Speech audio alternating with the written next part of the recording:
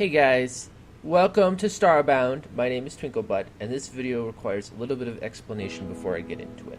So, if you don't know, Starbound is the sequel in spirit to Terraria, which is a game that I've never played. And this game has been in development for a long time. They released on pre-access on Steam, and that is when I first got exposed to the game because my friends had all picked it up, and I decided to pick it up and play with them. And I actually found the game to be interesting at first, but really underwhelming as you got into it. And now that the game is launched, my friends have started to get back into it, and I had the opposite effect, where at the beginning of the game, I was really turned off by the way how the mechanics work. But as I put more time into it, mostly to keep up and play with my friends, I actually started to see the game open up in a whole bunch of different gameplay avenues and different like little mini games and different aspects of the game blossom and create this really interesting experience that's a lot like an MMO. So I'm making this video as a way to kind of share with you guys what I've been doing with a lot of my free time.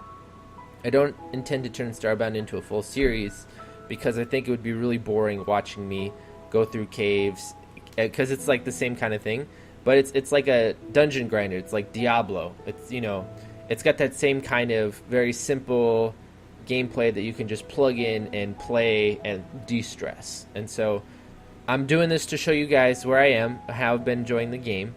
I'm also doing it because I have a couple of friends that I'd like to show the difference between the start of the game and only like a couple of hours in, once things have started to open up, and the stark difference and like all the different opportunities and the way how the beginning of the game kind of sucks compared to how like once you start getting in, it starts getting interesting. So I've made a character that's brand new, and then I have my character that I've been putting on my time on. So I'll start with this guy, and this is at the very, very, very beginning. We literally just completed the prelude, and now we're going to teleport to our first planet.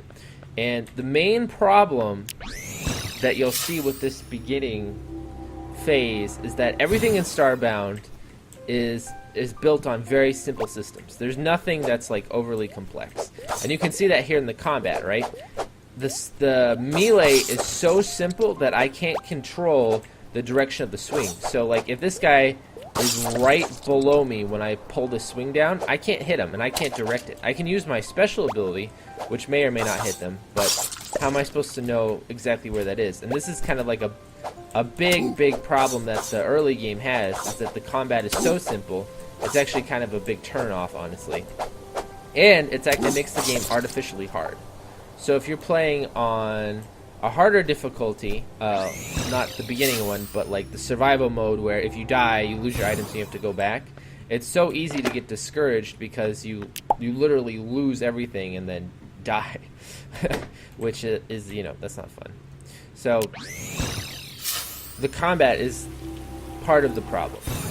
And to be honest, we're just stuck with this shitty-ass sword for a while. We're not going to get any real upgrades for a little bit, but at the very beginning, they just kind of drop you off on this planet and they say, get your bearings, figure out what's going on. And they don't give you any more explanation or any more information other than just that. Like, okay, you're here, now figure it out. And I think that's one of the game's biggest problems, is that there really should be more of a gentler curve to get you into the game, because there's so much stuff going on, and all they really want you to do is they give you the shitty sword and they're like, okay, go figure out what's going on. When really, like, as you can see, these guys are kicking my ass. Now, luckily, healing items are actually pretty easy to get a hold of, so we're not in too big of a rush. But like I said, we're mostly focused now on just like getting as much wood, dirt, and trying to stay alive with our shitty weapon. So right now I'm focusing on getting wood, because we're going to need that to craft the first couple of starting, like crafting stations, basically. And we're also going to need this food, because we are playing on survival, so we actually do get hungry. And so let's get some more wood. And these monsters endlessly respawning doesn't help either, because you're never going to be in a safe zone. Now you can kind of create safe zones by later on when depending on how you build stuff. But at the beginning, you're kind of defenseless. You're up to the you're at the mercy of the elements, basically. And so how your beginning situation starts out depends a lot on chance, honestly. And as you can see there, I just found some ore, and now we are focusing on just collecting some of this beginning stuff, just getting some materials. I think we probably have enough, so let's teleport up, go back to our ship. One cool thing is that your ship stays constant with you, so even if you go play with other people, this game does support multiplayer, by the way. If you go with other people, you actually your ship will stay constant. So we're going to turn some of that wood into timber, and we are going to craft an inventor's table, which is going to allow us to start making other things. And yeah, there's 2 hotbars. So the way how this game works is it's based on like hotbars. You have 2 different slots, and you can either equip up to 2-handed things, or you can equip one. You can equip 2 one-handed things. So like I've got 2 healing things, 1 in each hand here. So I can switch to this bar. So it actually gives you a lot of different hotbars. Now what we want is, we have access to some of this stuff, see, but we don't have access to everything. So we're not going to be able to build well, I'm not actually interested in building the majority of this. So our first weapons are going to come from the foraging table and the anvil. So we need iron. In order to make iron, we need a primitive furnace. But we don't even have enough in the first place. So we're going to make some more timber. We're going to go to the crafting menu and craft 2 more timber. And then we're going to create a foraging table, which is used to hunt, basically. This is like food resource gathering stuff. So now we got that. Let's put this down right here. And we can make our... Well, we can't. So now we need a hunting bow. We can make hunting spears, but that's a very inefficient, like, long-term way of fighting. What we really want is this, but we need a copper bar and we need string. In order to make string, we need to have a spinning wheel. So first thing we need to make rope, which means we need plant materials. So we're going back downstairs. And see, that's another problem, is that the crafting at the beginning, there's a lot of hurdles that you have to overcome. And a lot of hurdles, little reward. So what we need to do is we need to go underground and go after these vines, which are going to give us the plant material that we need to start getting all... Well, we need it for more than just... we need it for more than just the crafting and making string. We also need it for making healing items, because a lot of plant material is actually pretty important. So we're going to get a little bit of that. I'm going to keep going until I get the bow, so I can show off like what it's like at the beginning, and like how kind of stark and boring the combat kind of is. And then I'll switch to my character and show like all the different innovations and different things that I can do. So there's some copper up there too, so we'll take that. Whoop! I see you, asshole. All right. So now I think we got some pretty good stuff. Let's beam back up. I can also show you kind of like how, like the beginnings of farming, right? So I think. Yeah, so if we make a copper bar, okay. So first, let's see if we can make a primitive furnace. We need mud, so I need more cobblestone to do that, but first we'll do this. So let's craft a rope, which actually is a very useful item. It requires plant fiber. Got it. How much timber do we need? Okay, so we need to craft... and this crafting menu is always on by default. These are all things that you can just make. And we'll make a couple more salves, just in case. So we need 8. And now we can craft a spinning wheel, which we can use to create a string, which we can then use to make a bow. And this should be your first objective when you're doing this, is building your anvil and building your bow. So we'll put the spinning wheel here. We'll make 1 string. Awesome. And then what were the other components of the bow? We can also make a hoe later. Okay, so we need to make a primitive furnace. And see, there's even more stuff. Like we just have to go through so much red tape just to get our hands on the first couple of bare minimum upgrades. So we need mud and we need cobblestone, which means we're getting down in the dirt and we're going to be grabbing stuff from the very earth. So let's see. Here's some mud. Here's some dirt. And cobblestone, luckily these things are pretty common. So that's all the mud we're going to need. And then I'm not exactly sure how much cobblestone, so we'll just take a couple of extra just in case. There's some copper down there too, so we'll just dig that way and we'll grab that copper while we're down here. Because we're probably going to need it for like weapons or something. And luckily, most of these beginning materials are common enough. Like you're probably going to happen along them. We didn't even step like 5 steps from our starting spawn point on this planet. So let's see. To make the furnace, we need to craft a campfire, which we should have been making anyway. Campfires are where you make food. So we'll go ahead. We'll craft 2 actually, and we'll put another one down. So we'll put one down here, and then we'll use our other one to make a primitive furnace. And then we'll put the primitive furnace down. We'll get a copper bar. And we will take a look at, let's see, how much iron do we have? We've got 2 things of iron, we've got 2 things of copper. Alright, so now we should be able to make the bow. What are we missing? Timber. Okay, yeah, you need to kill a lot of trees to get going in this game.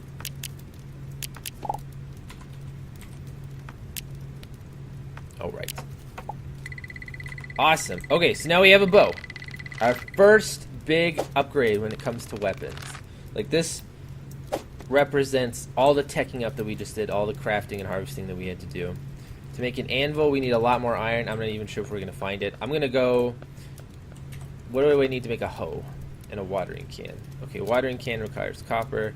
So yeah, we might not even get to show off how farming works. But I just wanted to show you guys, like, how much shit you have to go through just to get your first weapon, and then just like that's it, all that work, and that's all you got. It's still an upgrade compared to the weapon that we had before because that range really helps, but you know, all that work and all we got is a bow and arrow. Now you do need this, like, don't get me wrong, you need it because you need to be able to, it increases the chance of getting meat from the things that you kill with it. So make sure you try to get the finishing blow with your bow and arrow. There we go. Okay, so, and then once you, what the prompt, what we just got there says is that it wants us to go and explore the surface and try to find a source of energy. We're not going to worry about that right now. We're just going to keep exploring. One of the cool things, you saw me go into my my safe at the beginning of the game. They give you some free food that you can just eat. So, canned food. There we go. And one of the cool things about this game is the way how they kind of do the procedural generation. There's always more things to see and more things to go and grab. So now that we have our bow, we can actually kind of start going dungeon delving. So I see some runes down there. Let's head downstairs and see what kind of treasures that we can find here. Now that we have a pretty good chance at being able to fight and conquer in combat. Bombs. Okay, I'll take that. Money. I don't need that right now. Manipulator module, which we use to upgrade things. And then now you'll see that a lot of our mobility when we're traveling underground comes down to our matter manipulator. And honestly, at the beginning it's super slow. Like, look at how long it's taking us just to walk through this stuff. Later on, when we get more of those matter manipulator upgrades, we'll be able to just like lance through this stuff like a knife through hot butter. But right now, it's just one more annoyance that's adding up onto everything else.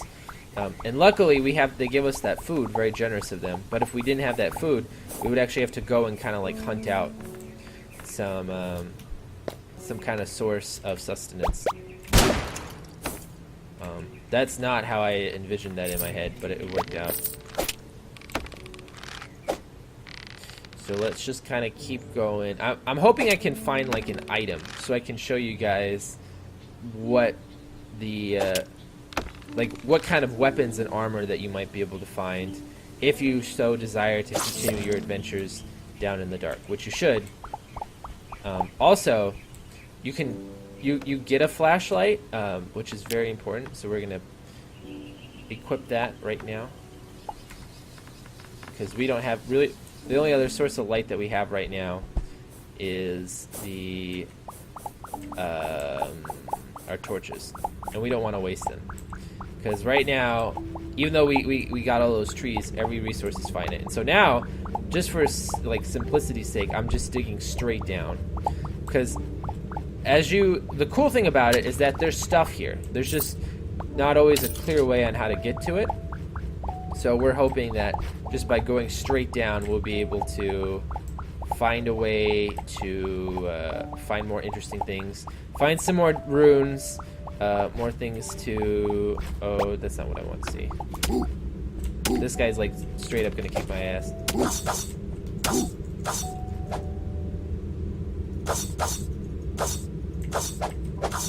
I need him to like completely fuck off.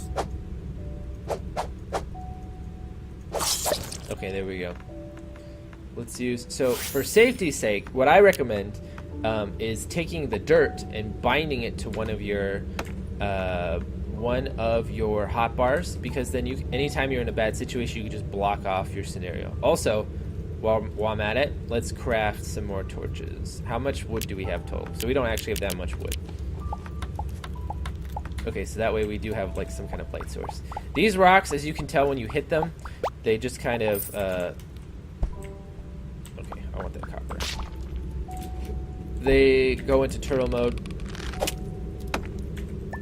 So it can be really annoying to fight. There's something up there. Silver, awesome. So that's not going to be immediately helpful to us right now, but it's, you know, still better than nothing. And for time's sake, there we go. So let's continue going down, and then if I don't find anything, then I'll just transition straight over to my other character so I can kind of... Oop, shit. Uh-oh, double shit. Okay, we're gonna use salve. Okay, I have no idea what's going on, but we're on an adventure right now. Alright, we're good. We're good. We'll take that gold. So, you want to obviously be a little bit more careful than what I'm being right here. But, you know, nothing ventured, nothing gained. And we do have lots of plant material that we can turn to salve. So I'm going to take that opportunity to do so. We haven't run into a lot of monsters that drop food when you kill them, so hopefully that guy downstairs will give me a chance to rectify that. You want to break as many of those little capsules as you can at the beginning, because they'll have helpful healing supplies like that salve or that bandage. What's the difference between a bandage and a salve, you ask? Well, a salve heals slowly and a bandage heals quickly. A lot of your combat is going to be like what we just did there. Like, it's more about positioning yourself so your enemies can't fight back against you rather than anything else. Of course, it helps when they're a little challenged, like this guy down here. Alright, let's keep going. Let's grab the copper. And yeah, so I think this is a good whoa, let's go splunking. Let's not go splunking. Okay, I'm out. I got it. Here, have a bomb. Yeah, so how this would continue is we would keep going down until we'd find some runes, and then eventually we'd find like an item of some sorts, a new weapon that would give us better capacity to fight. We'd also need to explore the surface to find some archaic runes, so that way we can continue on with the main story. Now, as you can tell from watching me, the crafting system and the combat system at the beginning is very basic, bitch. Like, it doesn't get much more simple than this. And if you're playing on any difficulty other than the easiest one, you have to manually walk yourself up all the way back the way you came. If we were to have found iron and crafted an anvil, we would have access to armor, but all we would have access to in terms of weapons is a short sword that we can use the same way we're using here, or a long sword. So really, really simple options. And this is the biggest problem with Starbound, is that in the beginning, the gameplay, both in combat and crafting and exploration, it's very lackluster, and it's extremely meh. It doesn't give you a lot of reason to keep going. So now, what I'm going to do is I'm actually going to switch over to my character that I've been spending a lot of time with. Now, you remember our ship before. Now look at all the stuff that I've installed in this guy's ship. Like, this was the upgrade table. I've actually upgraded it with materials that I found to unlock more stuff. This is our spinning wheel that we made the string on. That's our forging table that we made the bow on. This is our furnace that we upgraded so we can have more things that we can smelt more irons. This is an apothecary table so we can make healing stuff, more medical stuff. This is what the anvil looks like. We would have needed to harvest a lot of iron, and if we could have made like these starting weapons. We could have made these others. I mean, starting armor. We could have made starting weapons. Like, this would have been an upgrade, but it would have been a very boring upgrade. Here's a kitchen table that I made. Like, here's a workbench for creating furniture, basically. This is for collecting fossils. It's like a little mini game. I've gotten so many items that I've actually started to create chests to store stuff in. Like, this stuff has like fashion accessories. This is where I put all my weapons. This is where I stash just like my extra furniture. Because the thing is that when you're going on adventures, you can, if you see stuff, you can just take it. Like this fridge that I'm using to store food, I just went to someone's house and fucking took his fridge, and then I put it in my spaceship, and now I actually can't make this. I found it, and that's one of the cool things about this game, is that there's so much stuff that you can just find, and just like you can collect it and do whatever you want. And it rewards you for exploring, because you find all this stuff that you can't create. You can take it with you, and then you can use it however you want. It even eventually you get the point when you're crafting. I didn't show you this, but these Florin flags, they actually create teleport waypoints that later on, no matter where you are, you can always teleport back to wherever you put these flags. And so at my starter zone, I actually found some runes right next to where I started, and I built this amazing home. So this is, on this guy's game, this is the very first plant that I started on. And look at this shit. This is an actual... this is a base that I built from all the materials that I've been finding. Like these swords on the walls, that giant leaf there, these bongo drums, the TV and the clock, the treasure. This is all shit that I've just found, I've taken with me, and then I've planted. When you actually teleport to this planet, you start here. And I just walked over here and I built all this stuff. These runes, the base runes were here, and I just built on top of them. I added all these light fixtures. And look, if we had found more iron and copper, we could have done farming, and I could have shown you, like, you actually can grow all this stuff. All those plants that we found earlier, you can get a hoe and actually just, like, attack the ground with it, and you'll be able to farm stuff. So I'll show you right now. We'll do some corn. You grab the hoe, and then first this could be a very different kind of conversation in a different light. So you just find an open patch of dirt. Perfect. You wet it with the watering can, which is another thing you have to craft, and then you just put seeds on there, and you can grow anything. And this is like even more incentive to go out and explore, because all of the different things you can find. Like, I've got wheat here, I've got tomatoes, I've got like really weird foreign fruits, I got a pineapple, and all this stuff that I'm collecting I can sell here for money. So I'll show you. This stuff up here, actually, it's like blood jam or something like that. I forget what it's called. Pus plum. Awesome. Okay, that sounds very, very, yeah. I'm actually collecting this. Sometimes with plants, you can just walk by them, and then you don't have to worry about uprooting them. Some of them, when you harvest them, it actually uproots them, so you have to, like, plant them like this. It's kind of a pain in the ass. But anyway, we'll grab some more stuff until our food inventory's full. Tomatoes. Okay, our inventory's full. We can just walk over here and take all that stuff that we harvested, and we can sell it for money from this merchant that I installed at the at my house, which is amazing. Let's harvest some more stuff, so we have a good kind of like overall amount of different things in our inventory. You know, like we'll take that. That looks good to me. We'll take some wheat because you always need wheat for different kinds of crafting components. There we go. I think our inventory's full. Is it? No, it's not. I don't know why it's being weird. We'll take a couple of carrots. And then, like, look at the fucking variety of different things we can grow and different ways that we can kind of create stuff. And then here's a cow. I bought this cow, this bunny rabbit cow, and now it gives me milk. And whenever I come back and visit.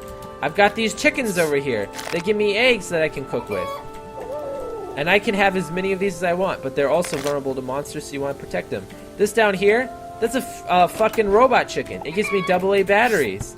That's something that I bought, and it's just like all this extra stuff. And then look, I can craft whatever I want. Like, look at all this different stuff I can make. These are all different cooking recipes. And as you continue on and find more stuff, you unlock the ability to create other things. So it gives you like super blah. I'm getting really excited. I gotta calm down. It gives you a really big incentive to go out and cook stuff, because you actually get more stuff as you cook. Like, see right there, by crafting the mochaccino, I learned how to make a coffee cake. And just like all this cool shit that you can just see and make just by going out and exploring. And even if you don't want to bother with all the trouble of it, you saw what I was doing before. You can just sell the stuff that you're not using. It's just really it's a really cool system. And these different things have different buffs, right? So let's prepare some of that. So you can see I'm kind of hungry right now. If I just eat if I just cook something on the fire like this, you'll get like simple meals. They don't have any buffs, right? But these things that I cooked, look at that. Now I have a buff, thorns. Whenever I take damage, I do damage back. What about this? Now I've got a run boost, a passive buff. So it's actually, you have incentive to go out, explore, and craft things to see like what the different buffs are and give yourself a different kind of boost. And then anytime you just have, like, let's say, you know, like, I got enough stuff. Let's just offload this extra stuff that I have. Let's do it. We can just sell off this extra stuff. Sell off the eggs, sell off the raisins, all that tomato stuff. Bam! Money in the bank. Like I've collected, you can find instruments you can just play, especially if you're playing with other people. Like, look at all these different instruments that I found. We'll just grab one and we'll put it in our quick slot. And see, we can use this to actually play music. So let's do this one.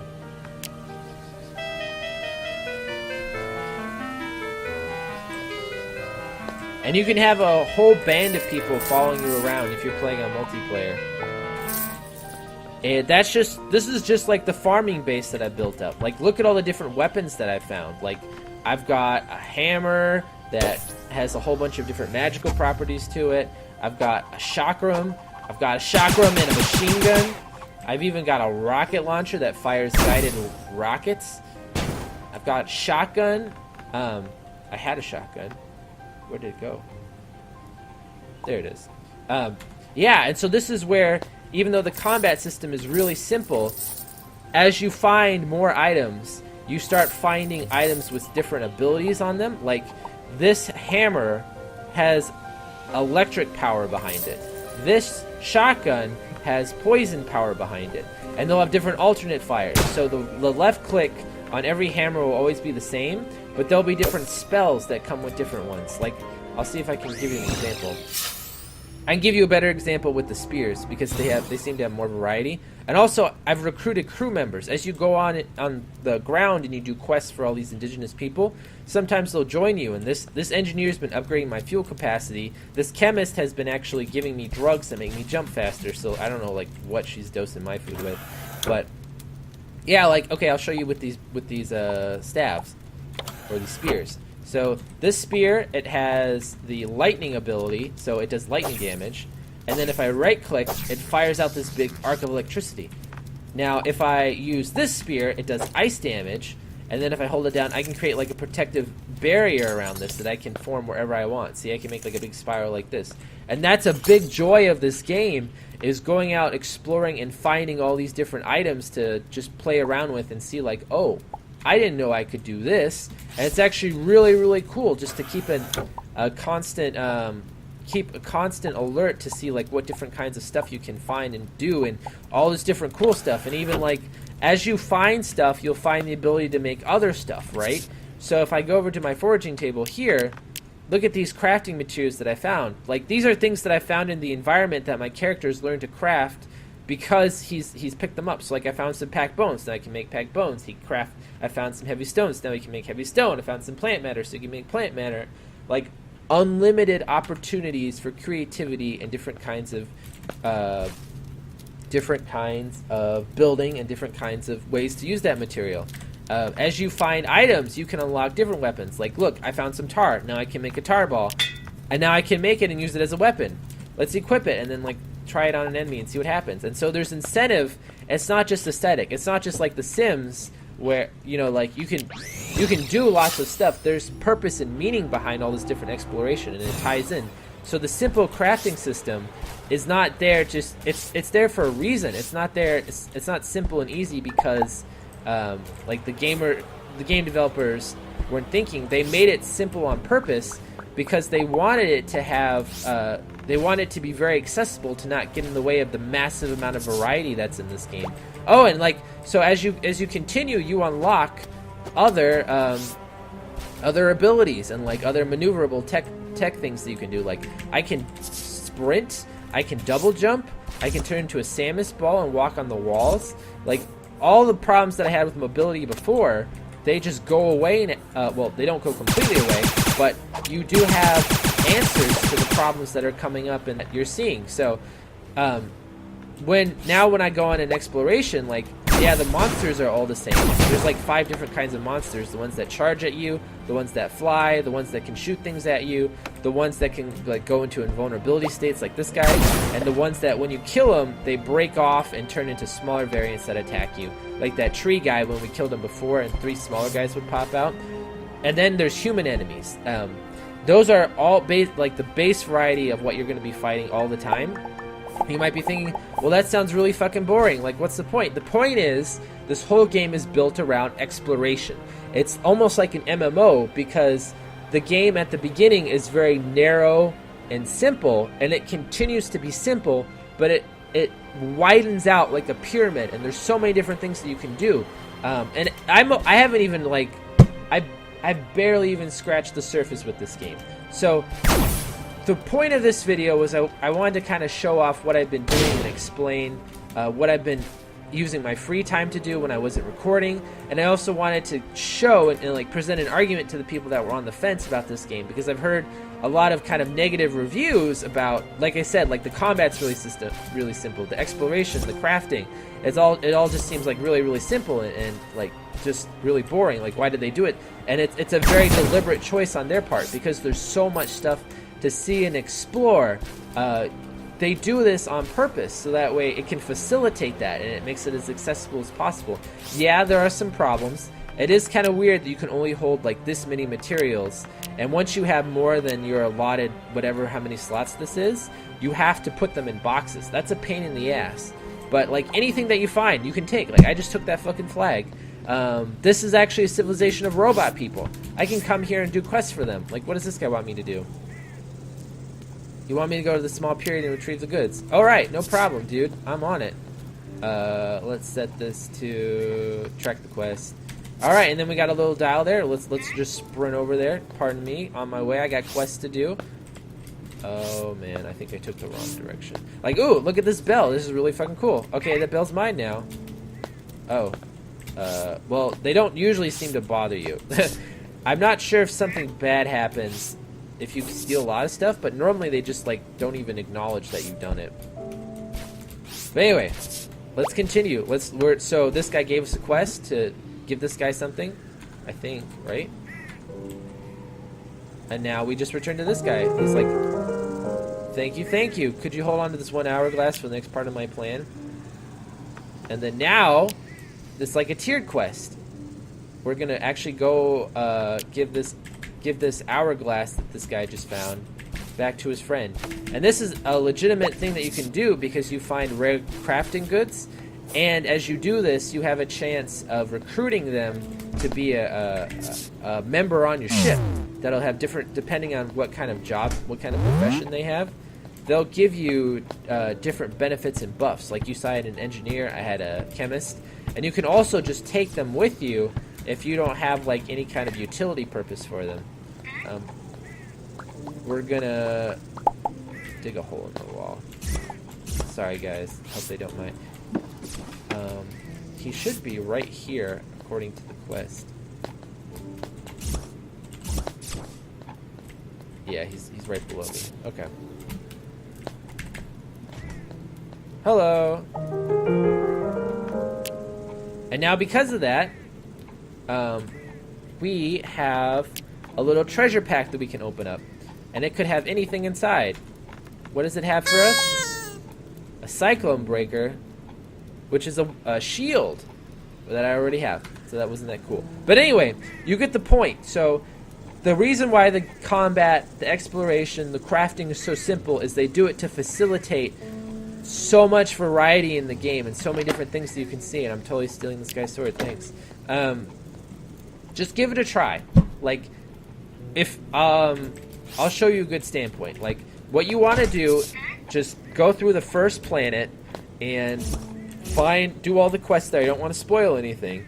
But if you get to the point where you find the female Xavier, we'll just say it at that, and then you played and you made your ship space-worthy, you can start getting out and exploring, you know, like, that's when the game really starts to shine and really open up. And so I urge you, if you have the game and you've kind of written it off because the beginning sucks, give it a try. Like, don't just hold out on it. Like, trust me, there's more to it than it seems. And I agree, it is kind of the game's failure that it doesn't do a better job of getting you to that point where it hits that happy note. I agree with you. I think the beginning kind of sucks. It's like a grind. But once you get to this point, it's a really fun and interesting game. So, with that said, thank you for watching. I'm Twinklebutt. I hope you have a fantastic day. Thank you for joining me.